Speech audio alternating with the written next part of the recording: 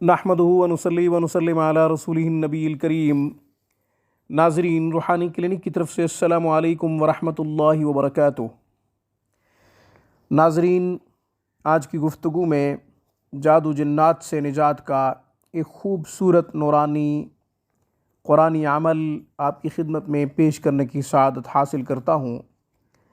ناظرین، فتنوں کا دور ہے، ہر شخص حسد کی آگ میں جل رہا ہے، دوسرے کو زوال پذیر کرنے کے چکر میں کچھ بھی کر سکتا ہے اور کر رہے ہیں، کسی بھی حد تک جا سکتے ہیں اور جاتے بھی ہیں۔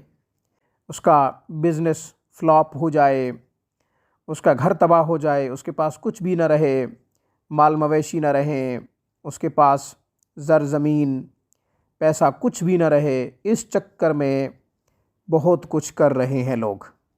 اس کے لیے عاملین، سفلی علم کے جو عاملین ہیں وہ خوب فائدہ اٹھا رہے ہیں، پھر ان سے خوب پیسہ بٹورتے ہیں اور سفلی علم کے ذریعے کسی کو نقصان پہنچانے کے لیے شیطانی قوتوں کا سہارا لیتے ہیں۔ میں اپنے عمل کی طرف آتا ہوں۔ ایک دعا لی ہے میں نے حدیث مبارکہ سے، جسے دعائے استفتاح بھی کہتے ہیں۔ رسول اللہ صلی اللہ علیہ وسلم نماز کے اندر شروع میں اس دعا کو پڑھا کرتے تھے ثنا کے بعد۔ وہ کون سی دعا ہے؟ اعوذ باللہ من الشیطان الرجیم من نفخہ ونفثہ وہمزہ۔ اعوذ باللہ من الشیطان الرجیم من نفخہ ونفثہ وہمزہ۔ اعوذ باللہ من الشیطان الرجیم من نفخہ ونفثہ وہمزہ۔ یہ دعا 11 مرتبہ پڑھیں، پھر سورہ فاتحہ 11 مرتبہ پڑھیں۔ اس کے بعد سورہ بقرہ کی پہلی 5 آیات اولئک ھم المفلحون تک، اس کو آپ 11 مرتبہ پڑھیں۔ اس کے بعد سورہ بقرہ کی آیات 102 103 واتبعوا ما تتلو الشیاطین علی ملک سلیمان سے رکوع تک، اس کو آپ نے 11 مرتبہ پڑھنا ہے۔ پھر آپ نے سورہ بقرہ کی آیات 163 64 65 وَإِلَٰهُكُمْ إِلَٰهٌ وَاحِدٌ لَا إِلَٰهَ إِلَّا هُوَ الرَّحْمَٰنُ الرَّحِيمُ، یہاں سے آپ نے شروع کرنا ہے۔ اس کے بعد آیت نمبر 64 إِنَّ فِي خَلْقِ السَّمَاوَاتِ وَالْأَرْضِ، پھر آیت نمبر 65 وَمِنَ النَّاسِ مَن يَتَّخِذُ مِن دُونِ اللَّهِ أَندَادًا، اس کو آخر تک، أَنَّ اللَّهَ شَدِيدُ الْعَذَابِ، یہاں تک آپ نے ان کو پڑھنا ہے۔ پھر آیت الکرسی آپ نے 11 مرتبہ پڑھنی ہے۔ پھر میں بتا دیتا ہوں، دعا کو 11 مرتبہ پڑھیں، سورہ فاتحہ کو 11 مرتبہ پڑھیں، پھر ابتدائی 5 آیات سورہ بقرہ کی اولئک ھم المفلحون تک، اس کو 11 مرتبہ پڑھیں۔ پھر آیت نمبر 102 آیت نمبر 103 11 مرتبہ پڑھیں، سورہ بقرہ کی آیت نمبر 102 آیت نمبر 103۔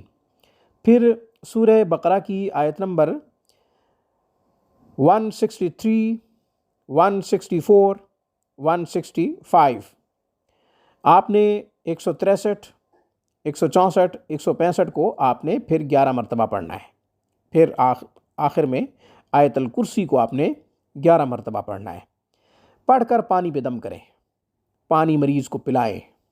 خود مریض پڑھنا جانتا ہے تو بہت اچھی بات، خود پڑھے، پانی پہ دم کرے، ایک پھونک پانی پہ مارے، ایک اپنے اوپر مارے، پانی 11 دن تک پیے۔ 11 دن تک اسی پانی سے اس طریقے سے نہانا ہے کہ پانی زمین پہ نہ گرنے پائے۔ پھر اس پانی کو کسی پاک جگہ پہ گرا دیا جائے، چھت پہ گرا دیا جائے یا پھر کسی پاک جگہ پہ گرا دیا جائے۔ سردی کا موسم ہو یا پھر جہاں زیادہ سردی پڑتی ہو، سرد علاقے ہیں، تو وہاں صرف پینے پر ہی اکتفا کیا جائے۔ پانی پیا جائے، غسل نہ کیا جائے۔ جو گرم علاقے ہیں ان میں دونوں کام ہو سکتے ہیں، غسل بھی کیا جا سکتا ہے، پانی پیا بھی جا سکتا ہے۔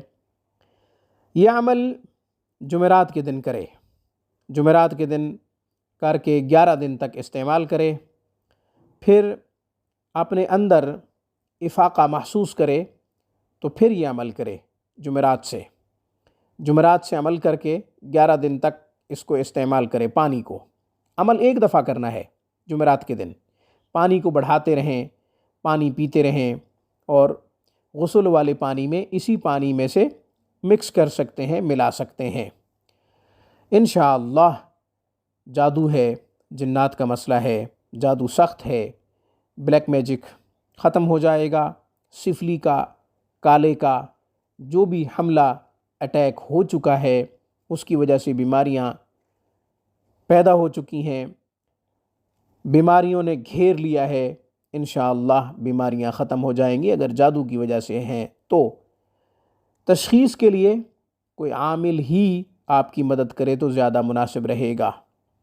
آج کی خوبصورت گفتگو میں بس اتنا ہی۔ السلام علیکم ورحمۃ اللہ وبرکاتہ۔